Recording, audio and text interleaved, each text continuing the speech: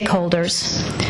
Then, halfway through our visit, in the wee hours of Wednesday, December 10th, we witnessed the appalling show of force by government forces who turned riot police, bulldozers, and tear gas on the Maidan demonstrators as they sang hymns and prayed for peace.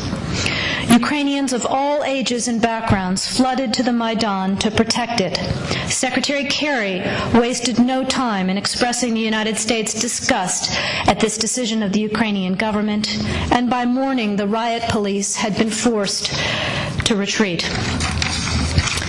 Later that same day, I spent more than 2 hours with President Yanukovych. It was a tough conversation, but also a realistic one. I made absolutely clear to him on behalf of the United States that what happened December 10th, and more generally what has been happening in security terms, is absolutely impermissible in a European state, in a democratic state.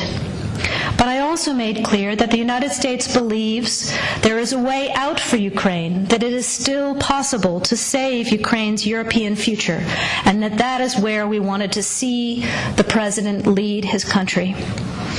And that was going to require immediate steps to de-escalate the security situation and immediate political steps to end the crisis and get Ukraine back into a conversation with Europe and with the International Monetary Fund.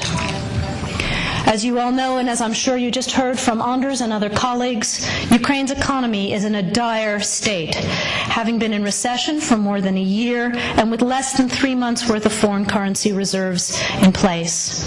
The reforms that the IMF insists on are necessary for the long-term economic health of the country.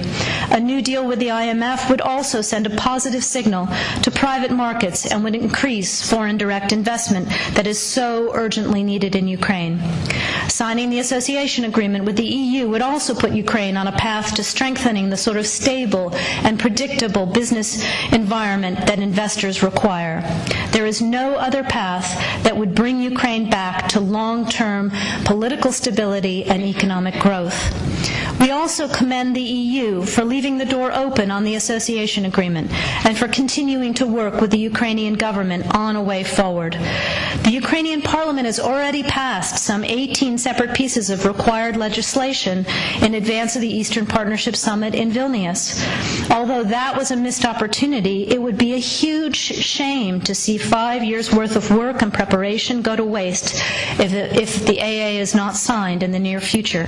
So it is time to finish the job. As Vice President Biden said in remarks last night, President Yanukovych has a choice. He can choose the path that leads to division and isolation, or he can take a leap and take immediate, tangible steps to defuse his country's crisis and start a genuine dialogue with the opposition and agree on a path that returns Ukraine to economic and political health.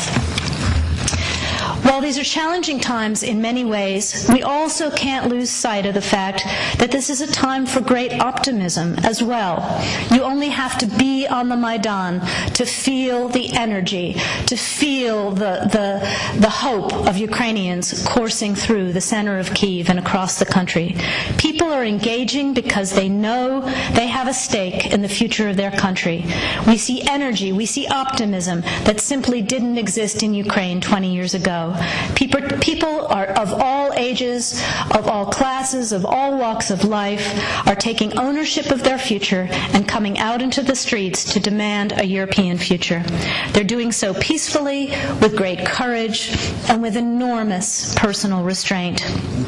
Since Ukraine's independence in 1991, the United States has supported Ukrainians as they build democratic skills and institutions, as they promote civic participation and good governance, all of which are preconditions for Ukraine to achieve its European aspirations. We've invested over $5 billion to assist Ukraine in these and other goals that will ensure a secure and prosperous and democratic Ukraine. Today, there are senior officials in the Ukrainian government, in the business community, as well as in the opposition, civil society, and the religious community who believe in this democratic and European future for their country. And they've been working hard to move their country and their president in the right direction. We urge the government, we urge the president to listen to these voices, to listen to the Ukrainian people, to listen to the Euromaidan, and take Ukraine forward. The support of the people in this room is absolutely essential.